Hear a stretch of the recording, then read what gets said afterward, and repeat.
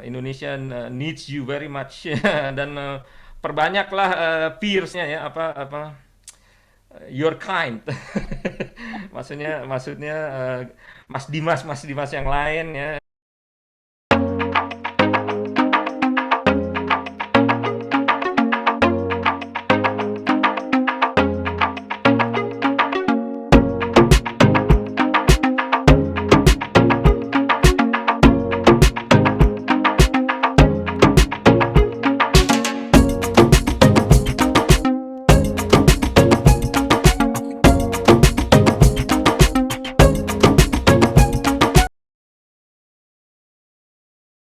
Assalamualaikum, selamat malam Pak Dubes Republik Indonesia di Fiji, Pak Ben Karnadi.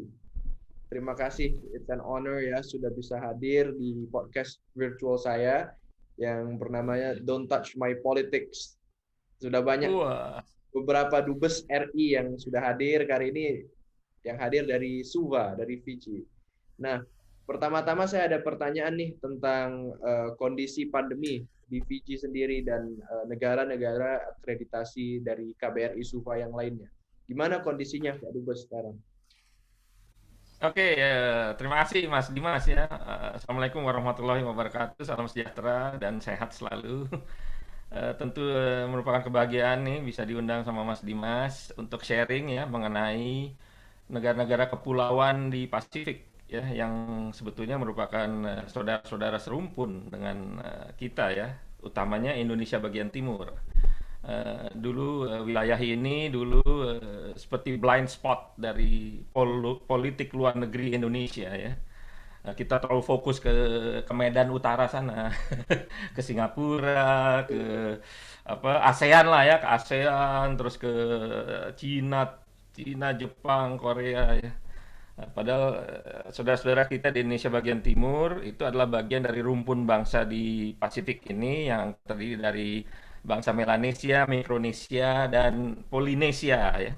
Terkait pertanyaannya Mas Dimas, khususnya mengenai COVID ya, COVID sebetulnya sempat menurun ya, sempat bahkan di awal-awal Fiji itu termasuk yang negara yang diberkahi Tuhan zero COVID ya di tahun pertama ya sampai kira-kira Maret 2021. Nah, setelah Maret 2021 baru tuh masuk varian Delta yang penularannya tuh sepele banget. Nah, itu hanya papasan antara seorang pembersih kamar dengan tentara. Kan Fiji itu penyumbang tentara peacekeepers ya ke Lebanon dan Timur Tengah sana ya. Ini ada tentara yang baru balik dari sana. Ini hanya papasan seorang pembersih di mana tentara ini sebetulnya belum harus masuk ke kamar. Dia mestinya masih di ruang sarapan, tapi mungkin nggak tahu, mungkin ada keperluan dia harus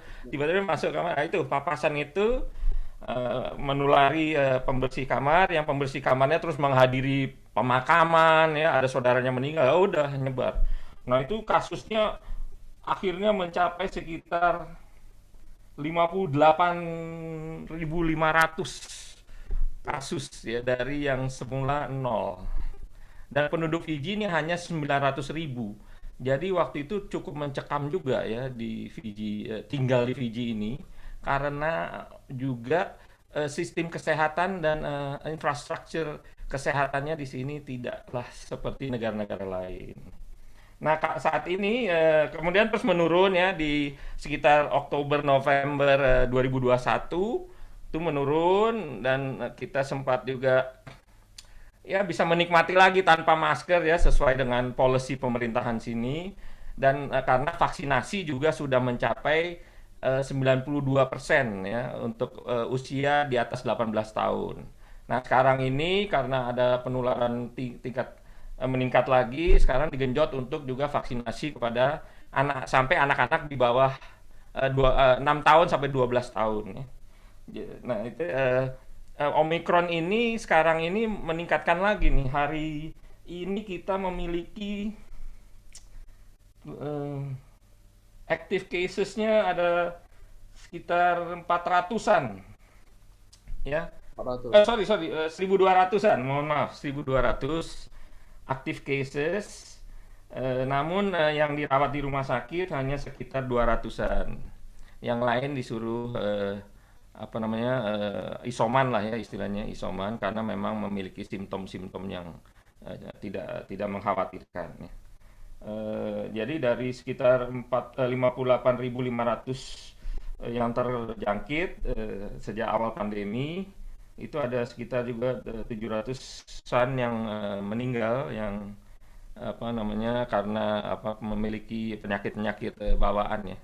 Tapi kita bersyukur bahwa tingkat vaksinasi di sini cukup tinggi penetrasinya, juga karena penduduknya yang hanya 900.000. Ya, penduduk 900.000 itu sebetulnya membawa dua ini juga, kalau lagi penularannya tinggi agak ngeri-ngeri juga gitu, karena gimana gimana enggak ya gitu, dari 900.000 ada sekitar 58.000 tadi yang saya sebutkan, dan dengan infrastruktur kesehatan yang kurang apa namanya ya, istilahnya tidak sehebat di negara-negara berkembang lainnya lah ya, rumah sakit dan infrastruktur kesehatan. Sampai-sampai Australia dan New Zealand, tentu dia negara kedua ini yang sebagai patron dari negara-negara kepulauan ini, mengirim apa tenaga-tenaga medis dan tenaga-tenaga ahli ya, untuk mengatasi pandemi.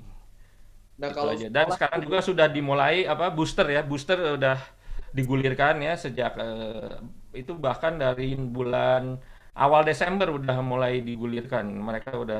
Mereka sangat lumayan ini sih, percaya untuk mayoritasnya lumayan percaya lah untuk vaksin ya. Walaupun untuk orang-orang penduduk asli ya yang masih di pedesaan dan sebagainya, tentu ada skepticism ya, masih ada apa, keraguan atau merasa perlu atau nggak perlu gitu vaksinnya. Itu aja Mas Dimas, jadi kepanjangan nanti ngomong. ya. Nah, jadi selama kondisi pandemi ini bagaimana kegiatan dari KBRI-nya nih Pak Dubes? Apakah kita masih ada seperti acara-acara memperkenalkan budaya Indonesia, atau hanya di tingkat-tingkat yang G2G saja ini, antara Pak Dubes dengan menteri atau diplomat-diplomat, tidak lagi dengan masyarakat-masyarakat di Fiji? Nah, oke, terima kasih, pertanyaan yang baik sekali. Jadi diplomasi tidak bisa mengendur, hemat kami ya. Diplomasi harus cepat beradaptasi kepada situasi kondisi ya, dan istilahnya show must go on lah, kira-kira gitu. Apalagi di Pasifik ini ya. Kita kan Indonesia sering tidak atau salah dimengerti ya, utamanya kaitan dengan dua provinsi paling timur kita ya, Papua dan Papua Barat, yang mana saudara-saudaranya ada di sini ya. Dan setiap ada kejadian-kejadian yang menonjol di Papua dan Papua Barat, tentu eh, mendapatkan sorotan ya dari berbagai kalangan ya. Ada mulai dari, kalau pemerintahannya umumnya mendukung ya. Saat ini hanya negara kepulauan Vanuatu yang masih bersuara negatif ya di sidang Majelis Umum PBB. Tapi negara-negara kepulauan yang di bawah akreditasi kami, Fiji, Kiribati, Nauru, dan Tuvalu, alhamdulillah semua mendukung integritas teritorial dan kedaulatan RI. Nah, dalam hal ini kita terus melakukan diplomasi, tentunya dengan sedikit creativity ya, di mana kita tentu memanfaatkan ya wahana-wahana seperti Zoom ini, dan kita melakukan kegiatan-kegiatan promosi budaya, pelatihan-pelatihan apa, memasak atau membuat apa, kudapan-kudapan khas Indonesia itu melalui wahana Zoom ya. Jadi wahana sarana elektronik ini. Dan juga ketika mereka ada apa, kan waktu itu sempat memang turun ya setelah Delta meningkat, terus di bulan Oktober, November, dan awal-awal Desember itu kita kembali melakukan apa, secara fisik ya, kita lakukan kunjungan-kunjungan ke gereja-gereja, ke sekolah-sekolah, melatih eh, apa namanya, angklung ya, bermain angklung bersama. Kemudian juga kemarin Desember kita mengunjungi rumah sakit kanker anak-anak ya, berbagi kasih ya, dalam rangka kan mendekati hari Natal ya, kita berbagi anulah kepada apa apa namanya, tenaga kesehatan ya, yang tetap bekerja walaupun di situasi COVID ini harus menangani anak-anak yang terkena kanker ya. Nah, ya, jadi ada, kita lihat ya, saat memang policy atau kebijakan Fiji memberi peluang untuk kita bisa melakukan kegiatan fisik ya, walaupun terbatas ya. Waktu itu sempat maksimum 50-an orang lah boleh gitu berkumpul ya. Tapi ruangannya harus yang terbuka ya, ada banyak ventilasi, pintu atau jendela terbuka. Nah, bisa kita gunakan untuk wahana promosi baik itu budaya maupun kuliner dan pemahaman yang lebih baik kita berikan mengenai Indonesia sebagai negara kepulauan terbesar di dunia. Nah, kira-kira selama jadi dubes di Fiji dan juga eh, terakreditasi ke beberapa negara kepulauan lainnya, apa saja nih tantangan yang pernah Pak Dubes rasakan? Misalnya pada pertama kali tiba di Fiji itu kesannya bagaimana waktu itu dan bagaimana berubah sampai sekarang? Iya, iya, iya. Jadi tentu ya negara-negara kepulauan ini eh, umumnya dari segi infrastruktur ya yang masih cukup terbatas ya, Mas Dimas. Jalan di sini nggak ada jalan tol ya, jadi jalannya hanya jalan apa namanya jalan yang dua arah itu ya dari kota ke kota tuh jalannya dua arah seperti jalur Pantura zaman dulu lah di kita ya. Nah itu ya tentunya traveling dalam rangka promosi Indonesia, dalam rangka mengunjungi kantong-kantong masyarakat asli di Fiji ini ya tentu tantangannya adalah kita ya mobil jadi kendaraan yang kita pakai ya kendaraan-kendaraan yang agak bisa off-road sedikit lah gitu.